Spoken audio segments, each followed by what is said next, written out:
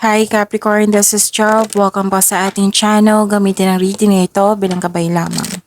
By the way, Capricorn, this is your weekly gabay tarot reading for July 14 to 20, 2025.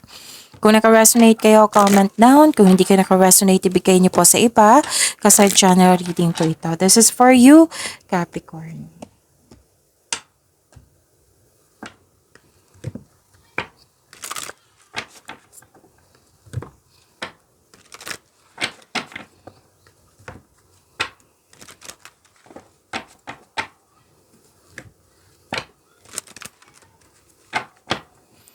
Para po ito sa iyo, Capricorn.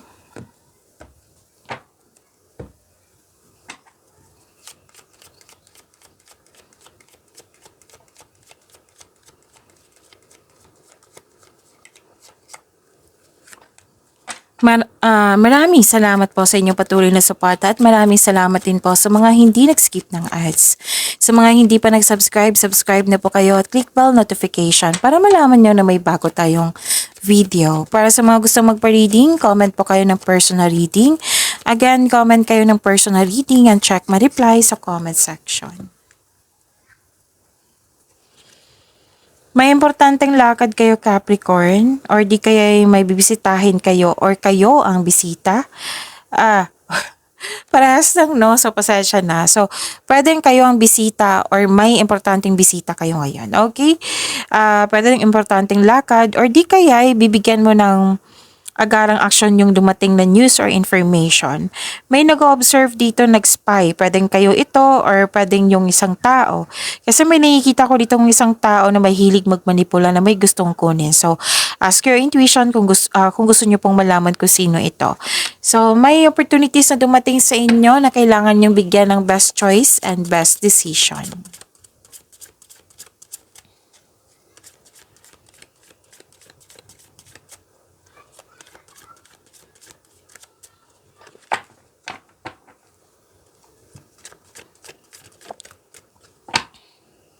Energy po, andito po si Angel of Transformation.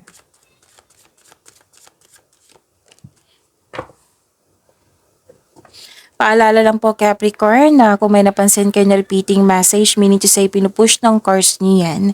Like for example, nanood kayo sa isang video reading natin at dito rin sa weekly gabay tarot reading nyo.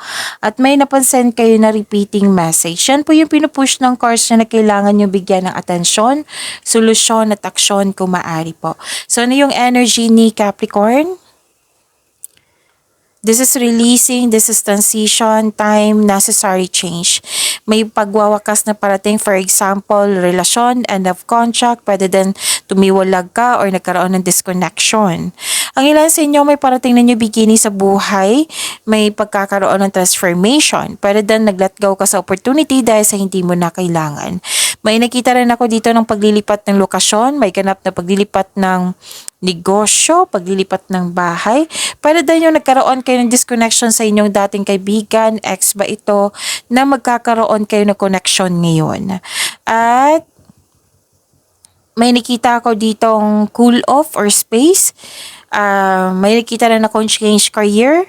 And yan, money matters will improve po. So hold tight, kapit lang po.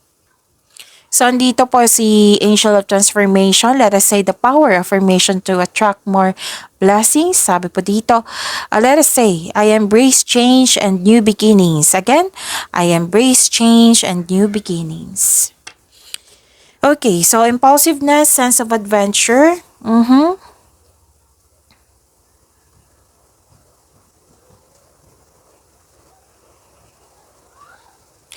Okay. By the way, may makilala kayong magbuting tao, masaya kayo kasi nagkaroon ng tapat na kaibigan.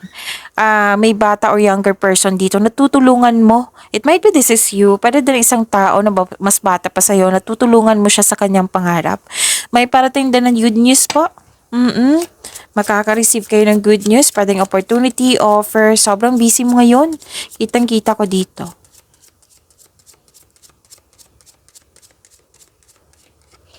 Spirits, guide angels, archangels, guardian angels, message po para kay Capricorn.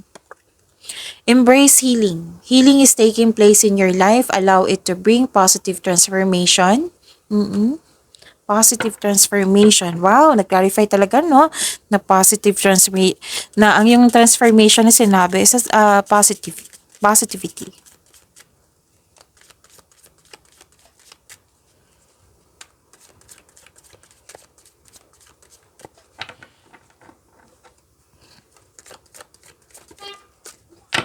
So this is about your career and money.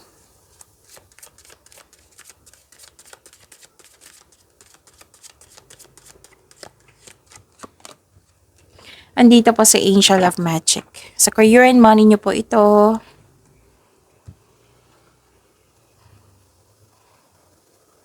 Okay. Sa career and money nyo po, may nakita ako ditong celebration, togetherness. Yes. May ganap na groupies or collaboration dyan sa trabaho mo or negosyo. Itong mga taong ito ay buong suporta sa iyo. Maari din family mo ito. Magkakaroon ng outing, pwedeng company outing to. So, this celebration, this is also means a stress reliever. Okay?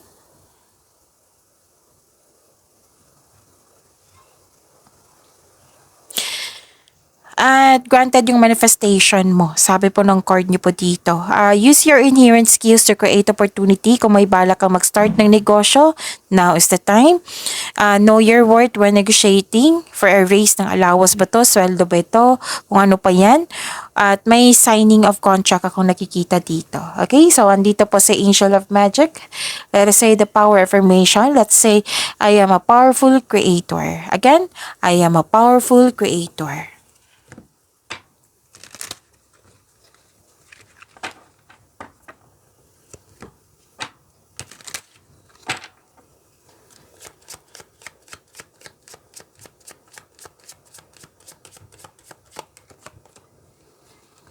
Okay, excessive gambling can have dangerous consequences. Don't risk too much. Kung hindi kayo marunong magsugal or pwedeng sa concern mo sa isang tao to, pwede din na mag-invest ka. Okay? So, pag-isipan na mabuti kung may balak kayong mag-invest.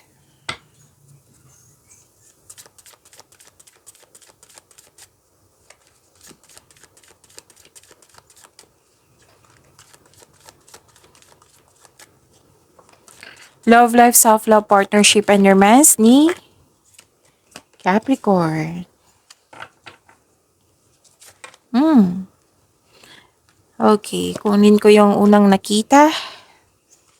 So, move ko lang yung cards nyo po, Capricorn. Okay, sa love life nyo po, self-love, partnership, and romance. Ending with new beginning pa rin to. Oo. Dalawang card po ko nagsabi dito eh. Dalawa yung nakita kong sitwasyon. Pwedeng hiwalayan. Kasi lumabas din dito oh. Separation. Separation dito at dito rin. So, pwedeng separation yan or pwede din cool off lang. Space muna. Tapos, pwede din natapos yung paulit-ulit na lang na concern. Yan, nabigyan nyo ng solusyon. Yan yung nakikita ko. So, accept and learn the past situation.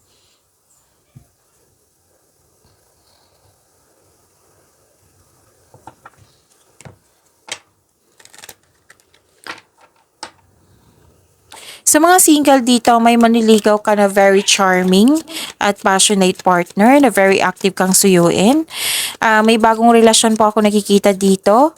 Sabi po ng card dito na try nyo munang mag-enjoy ng moment without getting too carried away. So, one step at a time.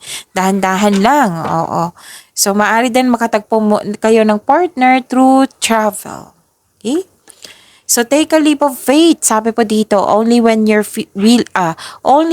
willing to step out of your comfort zone Again, ulitin ko ha, only when you're willing to step out of your comfort zone will you reap great rewards. Wow, sige. Pag-imani niyo po yung blessings na binigay sa inyo. Capricorn, see you tomorrow. Maraming salamat po.